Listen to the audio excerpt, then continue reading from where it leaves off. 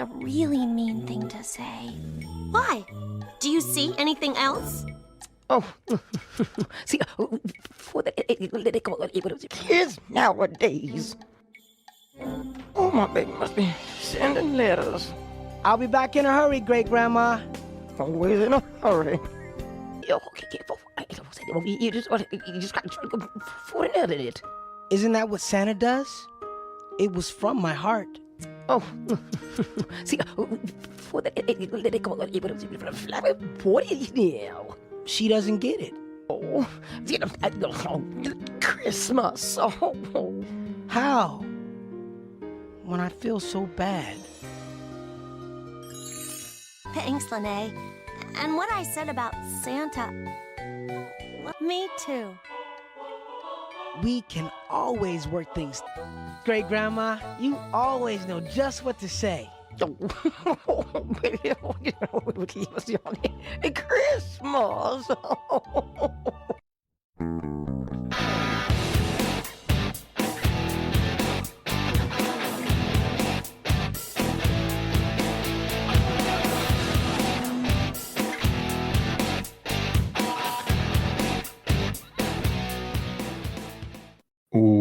Welcome to They Called Us a Movie, testing the strength of friendships one terrible movie at a time. Subscribe to the podcast on iTunes on the podcast services by searching They Called Us a Movie, and find us on Twitter and Instagram at TicTamPod. That's TCTAM Pod. Welcome back to They Called Us a Movie. This is Anthony Del Vecchio. With me as always is Dan Aquino and Mark Meyer. Say hello, gentlemen. Hello, friends. Hello. I coming up on, holiday party season in the office and all. And I don't know if you guys have done what is now termed white elephant, things in an office. Do you guys have a strategy for that? I always go back and forth between getting something jokey or, getting something like, because the limit is $20 essentially is my office's thing. Is the jokey gift the better one, or do you get something kind of practical? I'll tell you a story about my one experience of Office White Elephant. Our limit was $20, and working in an ad agency, and I found at Barnes & Noble a book of mid-century advertisements, perfect for an ad agency. 1950s, 1960s advertisements. Great. So I got that. We do White Elephant. Who gets picked? Who gets number one pick? Me. Who gets easily the worst gift in the pile? Me. I got a plastic stocking-shaped flask. So I pulled one. I pulled the worst gift, and my fun was over in 20 seconds. Because nobody wanted it. However, on the opposite side of things, my gift was stolen like 4 times. The one that I put in. So you picked a good one. I picked a good one, and then I was laid off about 3 weeks later.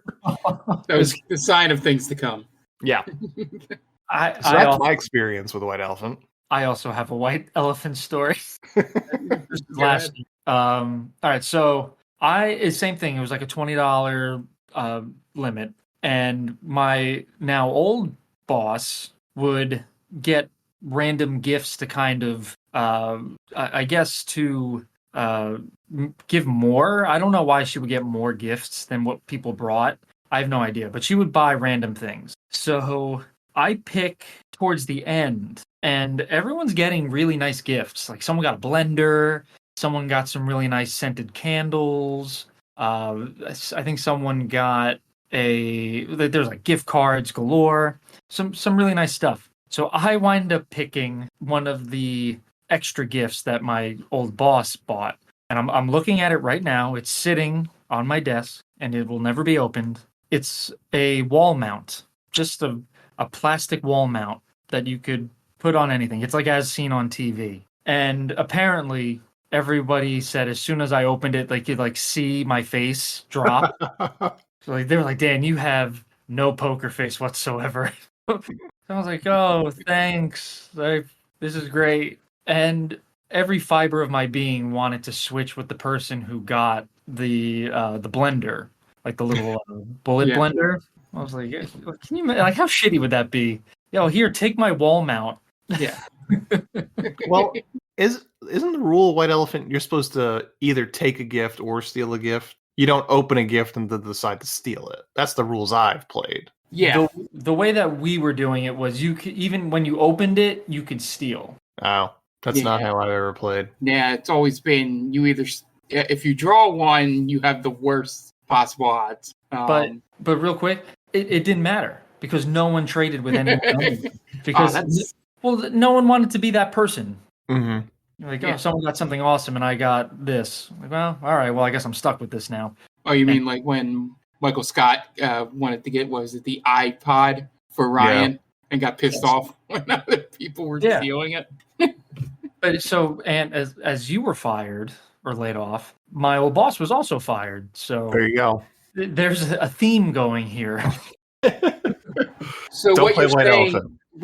what you're saying is if I should not draw first, that's going to be bad signs for my employment. I mean, or just do a White Elephant in general. Just don't draw first because you're just gonna have a bad time. You're gonna sit there, everybody else having fun opening gifts. Unless you pull a great one, but if you pull a terrible one, like how this gift was $20, I don't know about that. I'm pretty sure it was like an intern maybe spent $8 or went to Five Below and grabbed the first thing he saw. Yeah, the only fun thing I ever did with White Elephant was I did like a jokey thing where I got a piece of thing that described like all the like inside jokes of the company that everybody knows in the company, and put them in a bag, and then I just put a $20 gift card to like the nearest like deli equivalent as the $20, and that seemed to be a hit and got traded a bunch. So like I don't know, I never found the balance when you're on the gift making side of what makes people steal or not, because I've done something I thought was really like good and fun and nobody traded it, and then I did something where I just threw together stupid jokes and it got traded 3 times. I don't know, I just think it's fun in some cases when you have an office where everybody gets it and kind of likes each other at least a little bit, because then you don't get the lazy gifts like you got, Ant. But yeah, if anybody out there wants to tweet at us or hit us up on any of the social medias with just your White Elephant strategies, or maybe if you had a good story, that's the main reason I brought this to the open here. I have my holiday party would be the day before this releases, so tomorrow. So I'm interested to see if anybody else has any stories, and maybe I'll add a great one to the internets on Friday. Sure. Real quick. Yeah. Do you think it would be in poor taste if I brought this to the wall caddy that I got? Would it be in poor taste to bring it to my holiday party wrapped up so someone else might get it? No, you know what? Do it. Whatever. Yeah, do it. Yeah. More. What is she gonna do? And is there a spending like you got like? So I've done White Elephants with like my family where you either make something or find something from around your house to put. I think you should, if you're going to do that, you should also do another gift that if there's a $20 spending limit, you should actually spend money. Yeah, the joke would just be, hey, remember this gift that I got last year? And now she's gone. Yeah. Who got the last laugh? All right. So we're talking about Christmas stuff, and we are in another episode of Christmas movies, specials, and all that kind of good stuff. And we have really took ourselves to task this year. Whatever reason. But this week was Dan's pick. So Dan, why don't you introduce this week's movie? All right. So 2 reasons why we watched this movie. One was this was on the schedule early. I think it was going to be the first movie we watched. Yeah, this was originally my pick. Right. And the classic A Karate Christmas Miracle surfaced, and we all kind of came to the consensus, we got to watch that. Yep. So I didn't really have a pick for this week. So I said, you know what? Let's move this movie back. We'll watch A Karate Christmas Miracle. But apparently someone I know at work also mentioned this movie and said, they had mentioned it to me a couple of years ago. So I'm glad we're getting to this now. The movie that we're covering tonight is Rapsittie Street Kids, Believe in Santa. Was it Believe in Santa? Yes, Colin. Correct. Rapsittie Street Kids Believe in Santa. Yeah. Oh my goodness. This is. This movie, the last movie we watched, the first two movies we watched, like Karate Christmas Miracle and Christmas Cupid, were seriously lacking in Christmas feel. This movie is aggressively Christmas. Yep. At every moment there are jingling bells, there's snow, there's just Christmas from top to bottom here, which would be all well and good if this wasn't a waking nightmare of a movie. Yeah, in more senses than just the plot of the movie. Mm-hmm. Oh my! The plot is so thin that it's tough to call it a plot. It's tough to call this a movie, really. Yep. Yeah. It's more like a holiday special, we'll call it. Sure. Yeah, But it does have some serious actors in this. It does. I was floored when I saw the cast for this, because it's got some heavy hitters. Yeah, and one producer that shocked the hell out of me. I think the thing that shocked me the most was in the credits, the end credits. There's a chief science officer that was on this film. Sure. What does that mean? Why? The science of Santa, Dan. Okay, is that what? Is this a real thing? A chief science officer on a movie? Sounds like someone was just getting paid. Yeah. Like, this isn't this isn't Interstellar. I can't imagine you would need any science in this. I mean, maybe Interstellar could have used the chief science officer. You saw how good Rapsittie was.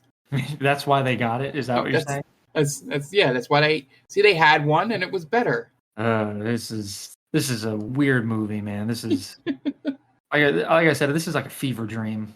I don't know what I was watching. All right, Mark, where you come Yes. from? Rapsittie Street Kids, Believe in Santa. So, from the opening thumbnail, when you sent the video over to us, I thought it was just going to be a very poorly animated, some kind of children's special. It is that, very aggressively so. But I didn't realize how in like the first 5 minutes it was problematic against everyone. Like, the whole idea of is it Ricky, right? That's his name, right? Or something. Yes. Yeah. Doing the rap in the beginning. And then the whitest dude there is a surfer attitude. And then, the pretty girl is immediately like just the stuck-up dumb person. And it was just like they like went into the book of stereotypes and just created all their characters, like literally. And the fact that I think the best friend is supposed to be like short and fat, but he didn't appear much different than the bullies in terms of the animation. Mm-hmm. I couldn't really gauge what age they were. Well, I think they're high school age, right? So They go to elementary school. Yeah. That's right. Yeah. City Elementary, right? Mhm. Yeah. So I couldn't really gauge. They had to be obviously later elementary, just because they're insinuating feelings between Ricky and Nicole? Question mark. There, but it was just the animation was terrible. The shifting in between scenes and tone were really weird. All character motivation would just go out the window when it was needed for the quote plot. All it took was her reading that letter, and all of a sudden she was a good person. After being the shallowest character in the entire movie, the bullies had the worst, even worse than like cheesy childhood like insults. It was just a very poorly done holiday special. The only thing I got right, as Dan pointed out, that was different than the other two movies we watched, is that it had Christmas in it, and a whole lot of Christmas. I think they just started with that concept and then tried to make a movie around it, or a story around it, and there was like 4 different stories going on, and yeah, it was just a mess for being like 42 minutes or whatever it was. Okay. Yeah. As for me, I had this on my list. I don't really have much experience with this movie prior to finding it. I think when I was looking up worst Christmas specials or whatever earlier in the year. And yeah, it's everything that you would not want to watch. It is poorly animated. Like, I can't stress enough how bad this looks. This it feels like someone was scamming somebody. Yeah. That's really what it feels like. I don't know how, I don't know for what purpose, but this feels disingenuous just based on how not skilled. And it came out in 2002. So, computer animation, not at its height, obviously. But this looks like the South Park Nintendo 64 video game. Oh, I remember that. Yeah. Yeah, I think you're right. Which is somehow worse than the South Park Christmas card that they created to make the show. That's the original animation for the show. Yeah, this is worse. It is. It really is. It's everything from top to bottom. The way that they move, the eyes don't blink; they're just constantly staring at you. Yep. Everything looks abysmal. It looks like a 10-year-old made this. Yeah, the South Park comparison is perfect in terms of the the animation quality. It was just it looked like making an animated film on like the free software download on the internet at the time this movie was made. You know, like it wasn't even as like, hey, these characters are the free ones that come with it. It has a theme for holidays, so we put the Christmas theme over it, and this is what we got. Yeah. It's like here's your 100 animations that comes preloaded into this version of Maya or whatever it was back then. Yeah, and one of them is apparently a kid hanging onto a scarf while another one runs across the ice. Or was he skating? Yeah. My favorite one, going to the skating real fast, shows you the strangest animation is all of a sudden the girl that Ricky's got the hots for goes, oh, watch me, and then she does some kind of figure skating move, lands it, and Ricky goes, oh, that was great. I didn't mean you, Ricky. And it just made me that made me laugh out loud because it was like there was literally nobody else because they couldn't animate anybody else on screen. There was nobody else in the shot. So it sounds like she's a little bit of a crazy person. And also, they're ice skating with no ice skates on. They're just because they can't take the time to animate that. Yeah, the animation is so poor that what is happening at times is indecipherable. Yeah, it looks like someone is playing with like dolls. You know how they're moving them. Mm-hmm. Yeah. Like, so when they go to like jump up, it's someone just lifting it. There's no animation for like the need to bend. It's just stiff, jump up. Yeah, it's wild. It's wild that this got made, and we already talked about that this has an impressive cast of voiceover actors like Mark Hamill, like 2 Disney princesses, the voice of Bart Simpson, Clint Howard, and Deborah Wilson from Mad TV. Mad TV, and the Black Power Ranger. Walter Jones. Walter Jones. Yeah, so you have Belle and Ariel in this movie. I knew Jodie Benson's Ariel. Who's Belle? Believe Paige O'Hara. Paige O'Hara. Okay. And Deborah Wilson does a phenomenal job as great grandma. Oh yes, she does. Now, so if you don't know what Rapsittie Street Kids is, you might not know about Great Grandma, but Great Grandma talks like she had a stroke for all but one line. And so anybody that knows anything about this, the rumor was that the file was corrupted in her voiceover. And they just wound up using that. According to a video that I saw on YouTube, where Deborah Wilson does the exact lines that she did as a voiceover on like somebody like interviewing her, it seems like that was exactly how she performed it. I knew it. There's no way that could have been like faked. She speaks as if she's in tongues. Yeah. So I doubted it. At the end of the movie, she has her one line that is that anybody can understand, and Ricky responds with saying something to the effect of like, "Couldn't have said it better myself, great grandma." It was like kind of like winking at the fact that she hasn't made sense the entire time except for this one point.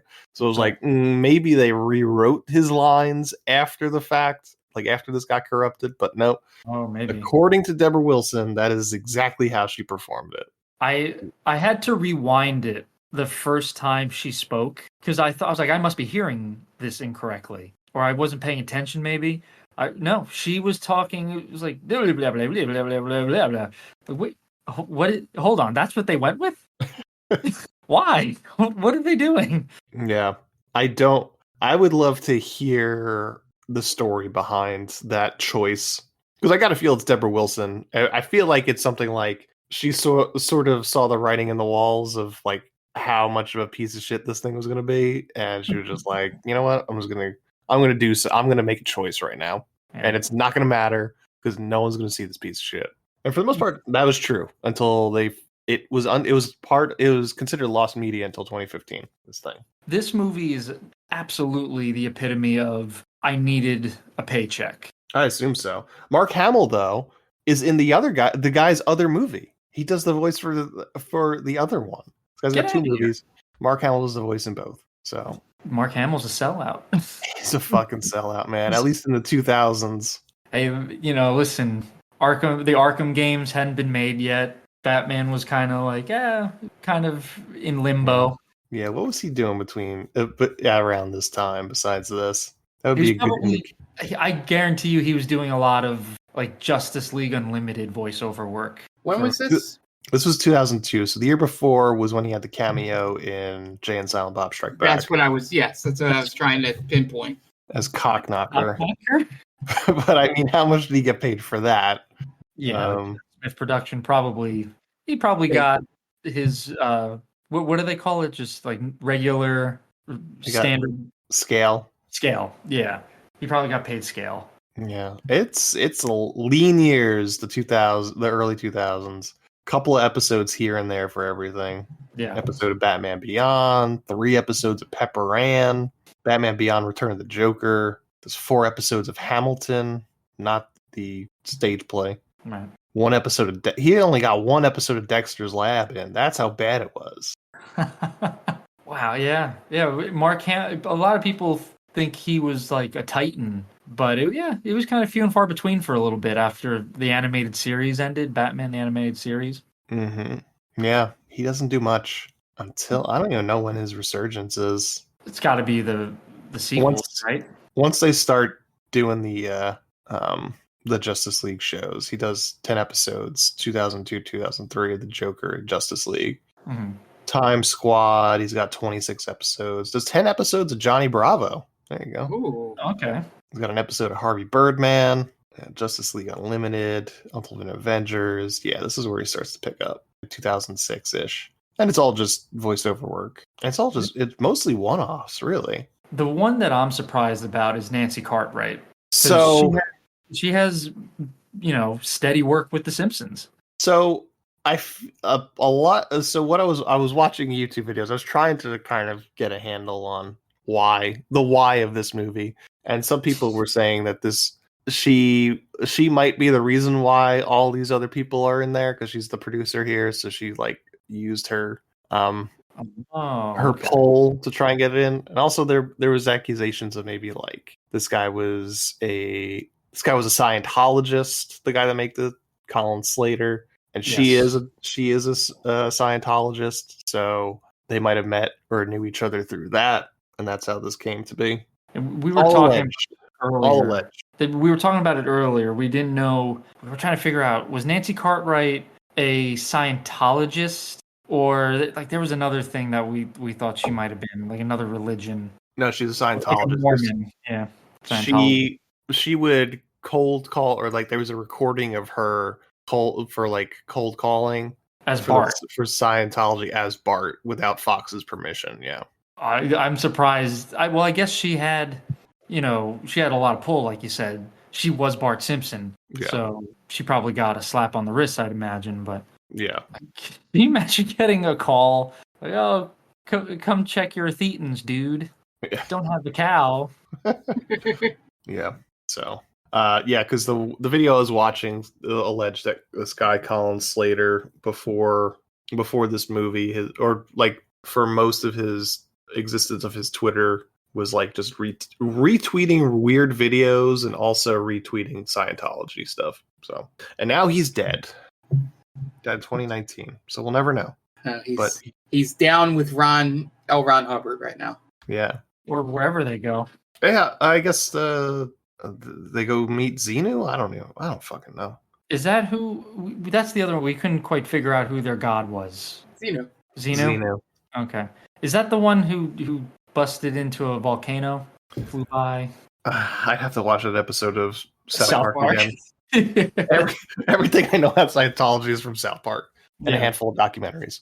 Oh, yeah. Well, that's so weird. If this guy was a Scientologist, why would he make a Christmas movie? I mean, Christmas isn't very. This isn't very Christian-y. Yeah, that's true. Yeah, it's just Santa related. Yeah, it's pretty secular. Okay, but I didn't know if I don't know if Scientologists celebrate Christmas. I don't know what the hell they celebrate, to be honest. But they celebrate L. Ron Hubbard's birthday, probably. Yeah. Look, So I guess that's Scientologists. They're all about making money, man. Yeah, that's true. You know? So maybe that's what this was. Maybe it was just a way to scam money for the Church of Scientology. Maybe. Feels like a scam. Yes. I just don't know who's benefiting it. But Rapsittie Street Kids, Believe in Santa from 2002 is directed by Colin Slater, who also directed Wolf Tracer's Dinosaur Island. And it has the same animation as in this movie. So, stars Jack Angel, Jodie Benson, Nancy Cartwright, Eddie Driscoll, Gray Griffin, Mark Hamill, Clint Howard, Walter Jones, Robert McRae, Paige O'Hara, and Deborah Wilson. IMDb score of 1.3 and no Rotten Tomatoes score. It doesn't have a page. And this doesn't have a box office because it aired on some sort of syndication on WB networks above the channel of 100 or something like that. I couldn't really understand where this aired, but it wasn't the standard, top of the dial sort of channel that WB is known for. It's like smaller markets, I think. You guys want to get into plot? Let's do it. Yeah. All right. Dan, what do you got? Real quick, I want you guys to go check out two friends of the podcast. First and foremost, please go check out the Top 10 with Tia. If you've listened to our podcast for a long time, you've probably heard Tia on a couple of our episodes. She's awesome. Her and her friend Brittany have their own podcast called the Top 10 with Tia. Just go to geekvibesnation.com, search Top 10 with Tia. It'll pop right up. And our very own Mark Myers has another podcast that he does with our good friends Tom and Jen, and it's called the Game Vault Podcast. And they talk about game news, video games they're playing, video games they're looking forward to. They also review old school video games. So if you're from our generation, the Nintendo, Super Nintendo, Sega generation, they might talk about a game that you like or maybe you hated, and they talk about it. So go check them out on any podcast platform of your choice. And they also stream on Twitch at Game Vault Pod. So please make sure to subscribe to them there and, go check them out. Okay, great. We're going to take a quick break, and you guys are going to listen to messages from friends of the podcast. So we will be right back.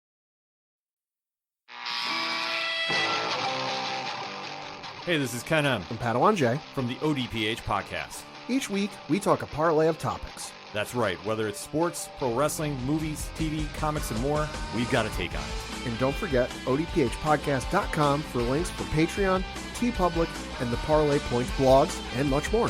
Thanks for listening to the ODPH podcast. Now back to your regularly scheduled show.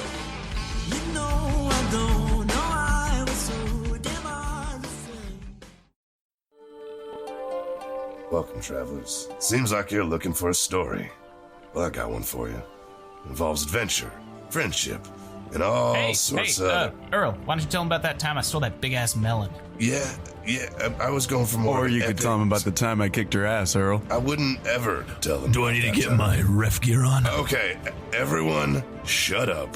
Now come with me as I tell you a story from afar.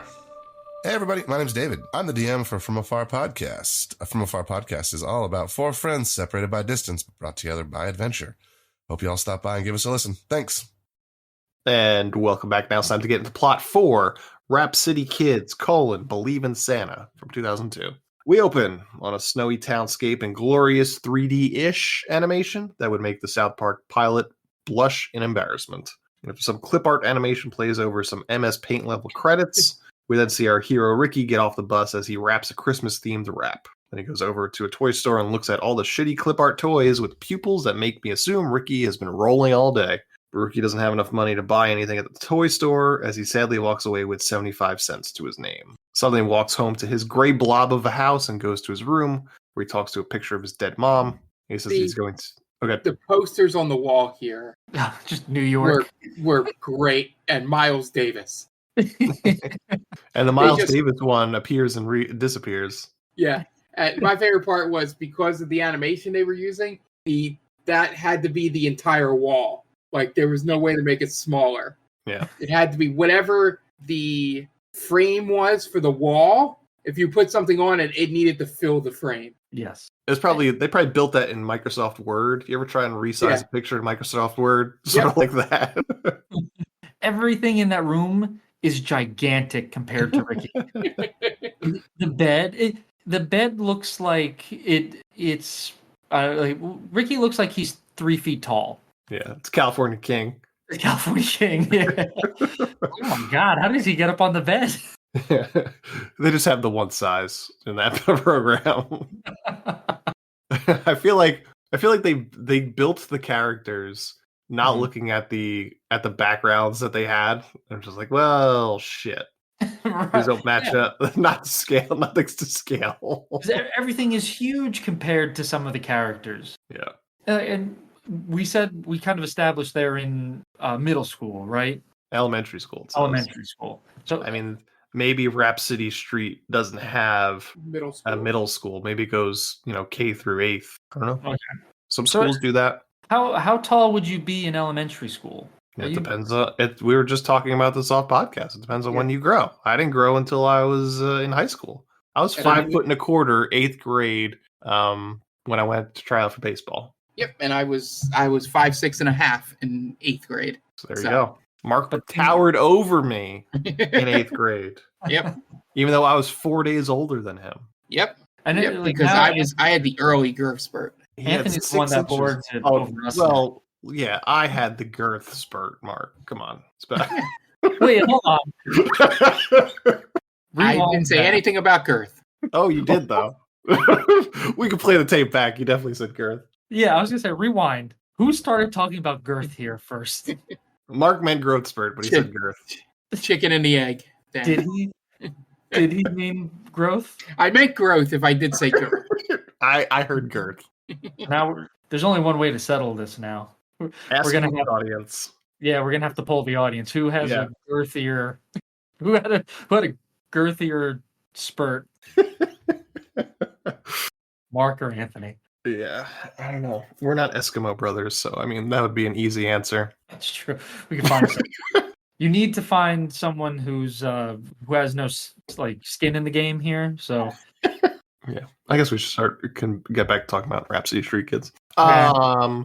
So Ricky then says he's going to regift a gift of a teddy bear his mom gave him to a girl in his class that he likes named Nicole. The next day, Ricky goes to school, and we meet some of the school kids, including his friend Smithy, who throws dinosaurs at girls. Some bullies, including one that sounds like a combination of Nelson and Martin from The Simpsons combined. We then find out that Ricky is a world-class juggler and really good at decorating Christmas trees. Such a Mary Sue. Oh man, the way he throws the ornaments onto the tree is special. That's the chief science officer. That's why he was brought in. Oh, maybe that's why. This is definitely doable. Neil deGrasse Tyson saying all checks out. Yeah. Oh my God, I wouldn't mind hearing his thoughts on Rapsittie Street Kids. Oh, we missed a golden opportunity to ask him if he would come on this podcast and talk about this movie. Yeah. I was going to message him, but I have it in the drafts. I forgot to hit send. Sorry, guys. Then Ricky trips over his shoelaces and winds up knocking the tree over. So all the kids laugh at him and make fun of him. Eventually the teacher shows up and tells all the kids to get settled. Then we flash forward to as the teacher breaks for recess because she's just had it that day. Smithy says, I'm ready to skate faster than my mom can make the biggest sandwich in the world, which makes absolutely no sense. That's such a great little kid measure of time. Yep. Ricky is disappointed because he wanted to give the presents out before recess because he wanted to give his crush Nicole the bear. The kids go outside anyway as the teacher nurses her hangover, I'm assuming. We then have a montage as the kids play out in the snow, throwing snowballs, ice skating, chasing Smithy, and threatening to take a sandwich. Smithy chase goes on for way too long while Ricky gets dissed by his crush Nicole. And after recess, the bully tries to steal Smithy's sandwich and then they tussle over it. And Nicole disses another girl's gift for the grab bag because it wasn't bought at the mall, probably. Oh my god, this fucking girl in the mall. Then the teacher gives bad advice to a girl based on how a guy is picking on her because he likes her. Then the principal comes in and the teacher weirds him out by talking about her family. I'm not sure if he's supposed to be her husband and she's trying to drop hints. That's the vibe I got, but that is also, I don't think there's any lore to these characters, so I'm not sure. I'm probably reading too much into that. Then school's out and all the kids leave. On the way home, the bullies corner Ricky as he tries to give Nicole his bear. Eventually gives her the bear and she goes nuts, really spitting in the face of the worst thing she could say is no. She ridicules him for giving her a bear that didn't come from the mall, then tosses it in the dumpster. Yeah. I feel bad for Ricky, but at the same time, use better judgment. Yeah. You know, you got to know your audience, I think, Ricky. Yeah. He knows, this is just proof that he knows nothing about her. Exactly. You know, yeah. All she does is talk about the mall. So, you know she's a gold digger already. Yeah. All he knows is that she makes his pants tight. That's really the only thing he knows about her. And he doesn't quite understand why just yet. Yeah. Because I'm assuming are both of his parents dead? If he's living with great grandma, there shouldn't be a great grandma that has legal custody over a child, let alone one that can't speak English or like doesn't speak any language. Oh yeah, that child protective service conversation would be so quick. He'd be better off in the system. Maybe. He'd be better off being a system kid. Yeah, I mean he's doing okay now, but yeah, he definitely fends for him. His great grandmother sent him out into the world with 75 cents to his name. Mm-hmm. That's it. Yeah, she probably thought she gave him like $200 or something. And he has to write his letters to Santa by candlelight. They probably shut the power off on them years ago. Yeah, because great grandma hasn't worked in 20 years. 20, like 40 maybe. 40. Yeah, it's tough to extrapolate the great grandmother part. Yeah, because she's probably she's got to be 90 in her mid to late 90s, if not. Great grandma is not seeing Ricky graduate. No. She does not have 8 years left. I don't think she survives past this movie. She might not. She might die on Christmas. That was the only time she got a cohesive word out. That means she's about to kick it. That's right. So all of a sudden she becomes lucid. That's the dark side of this movie, is that the entire time great grandma was having a stroke. And Ricky didn't even notice. Yeah. He's too worried about Nicole. The last line of the movie is "Shut that door." It's because the great grandmother just died. Oh my God! Shut the door! We can't have anyone see this. Nicole then talks to her friend more about how she values things based on whether or not they come from the mall, even though her friend Lene, it's a weird fucking name. She shops at Walmart. The store that starts with a W. Yeah. Yeah. really being vague there. Yeah. Wink. Yep. And then Nicole catches Ricky sitting by candlelight and makes fun of him. Then Ricky's crazy grandma walks into the house saying incoherent things. But Ricky is sitting down to write a letter to Santa telling him that he hopes all the kids get presents, even Nicole. And he mentions that he gave Nicole the bear his mom gave him before she died. He then goes to mail some letters and drops his letter to Santa on the ground. And Nicole makes fun of her friend for still believing in Santa Claus. Then goes home to get praised by her mom, and then she has her own villain song. The next morning, Nicole finds a letter on the ground outside and goes and commits a federal crime and reads it. She realizes that she threw out Ricky's bear from his dead mom, so she feels really bad about it. Ricky then has a one-sided conversation with his wacky talking great grandma, and then we cut to Nicole as she enlists the help of her friend Lene and Smithy to help her friend find the bear in the dumpster. I will say, out of all the characters, I think I like Smithy the most because he's ride or die with Ricky. Sure, right? He reminds me of a character from Bob's Burgers. I can't remember the character's name. I've never watched that show, but yeah, that's a good show.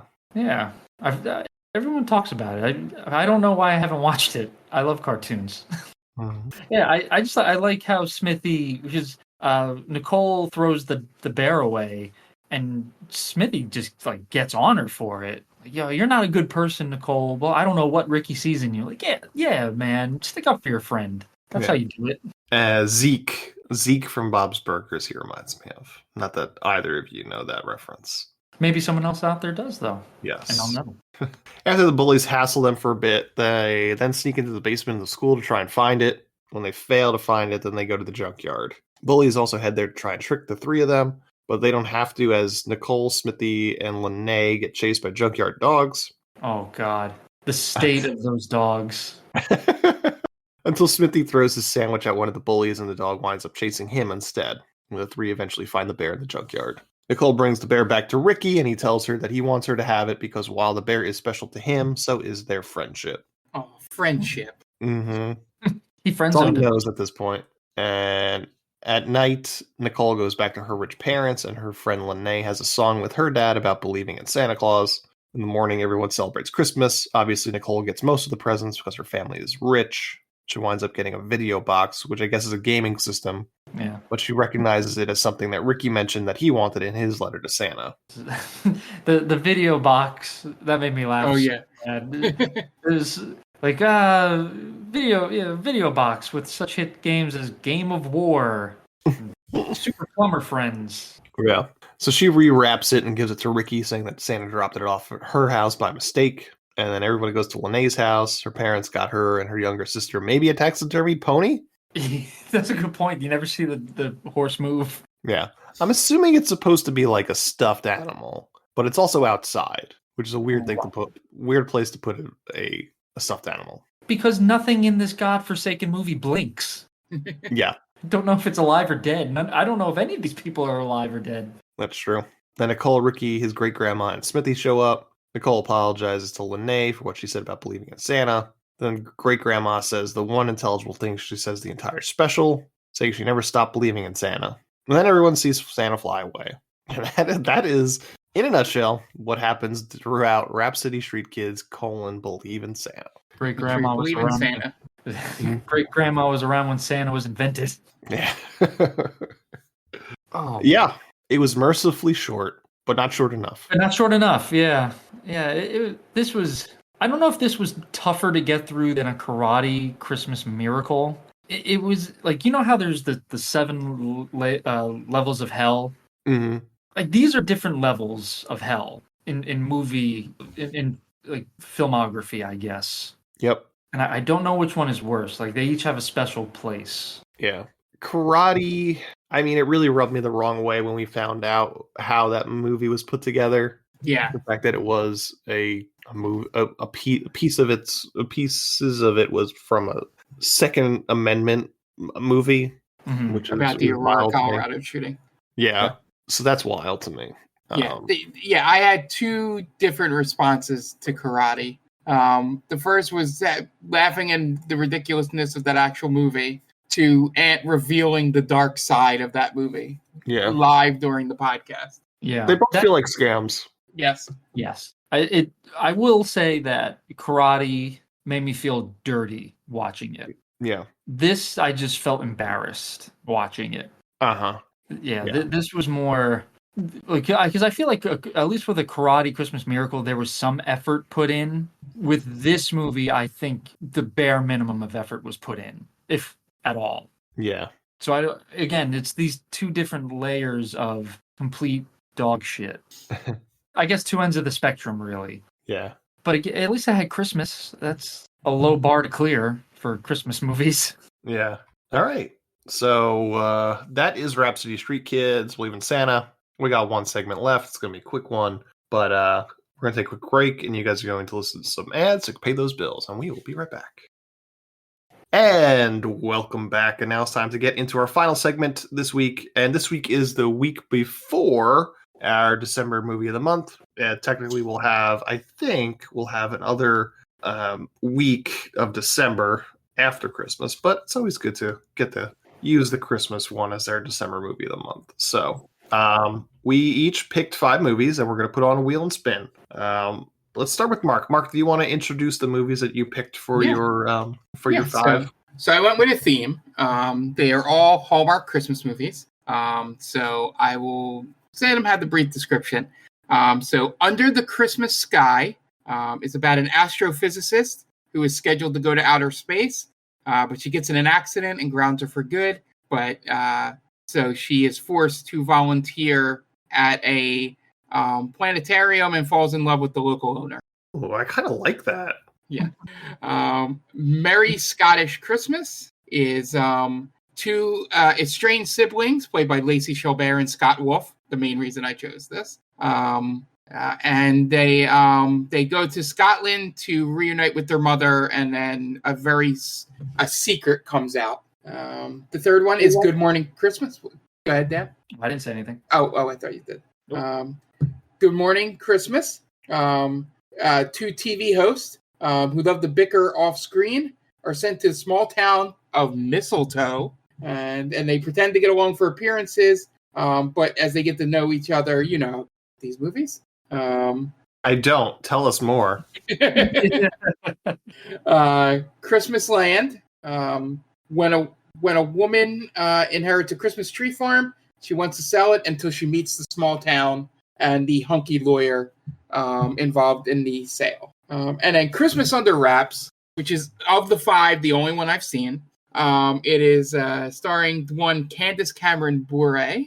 And she is an ambitious doctor who moves to Alaska because she does not get into her Boston-based program. And she falls in love with a man in town, obviously, and discovers that her new home is hiding a secret. Ooh, and I already know that secret. But, yep, so that was my theme. I basically, for most of them, I search actors first. That was why the Scott Wolf, Lacey Chabert one popped up, and I was like, that's pretty. I just saw Secret at the end, and I'm like, oh, of course. This is great. But, yep, thought I'd go with a theme, give the chance to get a Hallmark Christmas movie in here. Okay. Dan, what about you? What are your 5? I didn't go with any theme, really, I guess. But these are just a couple of them that I have seen, a couple I haven't. So my first pick was the Arnold Schwarzenegger classic, Jingle All the Way.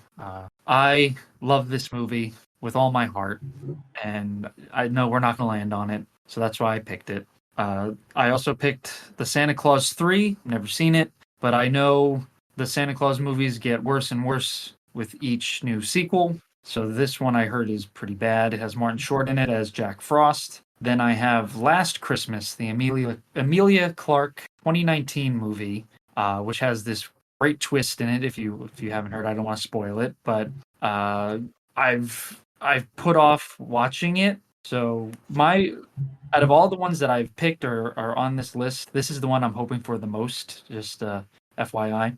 Then I have The Christmas Tree from 1991, an animated movie that I've seen covered on a few different podcasts. So I thought maybe it'd be a good idea if we got into it. And last but not least, Home Alone 3, the not Macaulay Culkin Home Alone, but also the first time I ever saw Scarlett Johansson. So there's a silver lining to this movie. There you go. All right, for my 3, I went a little bit of a horror bent. We didn't pick a Christmas horror movie this year, so hopefully one pops up. So I went Jack Frost, the horror one, not the Michael Keaton one, Mark. Yeah, damn it. I have Santa's Sleigh starring Bill Goldberg, as much as I don't want to give him any attention after he kicked Bret Hart in the head and ended his career. I also have Christmas Evil, which is like the other killer Santa Claus movie from the 80s. I believe it stars or has a small bit part of the mother from Home Improvement, isn't it? And non-horror movies I picked, Unlikely Angel, starring the Queen, Dolly Parton herself. Oh, hell. Yep. And then Christmas Comes to Pac-Land, because I love a good 80s cash grab Christmas special. That's why we did He-Man last year. So I am going to share my screen so you guys don't think I'm doing anything untoward. Okay. You can see that spinner. Hold on 1 second. Yep, I got it. I see it. All right. All right. Is there any movie you guys are hoping pops up more than others? Last Christmas. Last Christmas. What are you, Mark? For your sake, either Christmas Under Wraps or Merry Scottish Christmas, just for the fact of those secrets are always funny because they make them much more sinister than they probably are. Okay.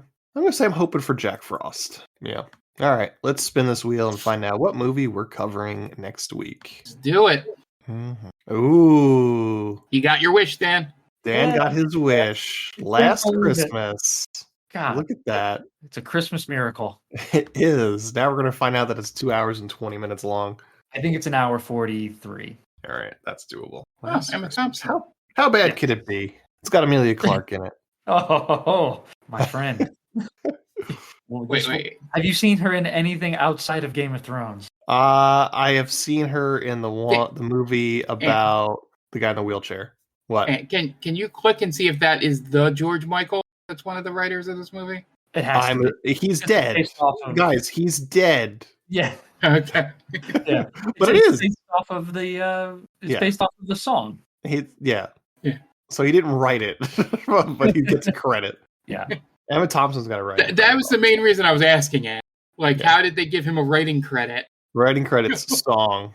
Okay. It's an Emma Thompson script. Yeah, she does. I was looking her up recently because we watched Love Actually, and she actually does quite a bit of writing. I did my yearly watching as well. This has a good cast, but from everything I've read about it, it is complete garbage. Yeah. Yeah, look, she wrote Sense and Sensibility from 95. Pride and Prejudice. Yeah, some additional dialogue. The Nanny McPhee movies, Bridget Jones's Baby. Yeah, she is. But then Last Christmas ruined everything for her. It was her last writing gig. Like, all right, listen, we don't need you writing anymore, Emma. We're good. You just stick to acting, and we'll take it from here. Yeah, poor Emilia Clarke. I love her. I think she's awesome. She has not put together much of a good portfolio after Game of Thrones, really. Yeah. She did a Terminator movie. She joined the Marvel universe in a show that no one watched. It's just rough sledding for the Mother of Dragons. Yeah. She did go to the Keira Knightley School of Underbite Acting. A little bit, yeah. Must have looked up to her when she was a little younger. Yeah. Oh my God, if she can do it, I could do that. All right. Well, that's our episode. Check us out next week when we watch Emilia Clarke struggle through Last Christmas. But other than that, this has been Rapsittie Street Kids, Believe in Santa. Check us out on all our socials, Twitter, Instagram, Threads at TicTamPod. Hit us up on our Gmail at TicTamPod@gmail.com.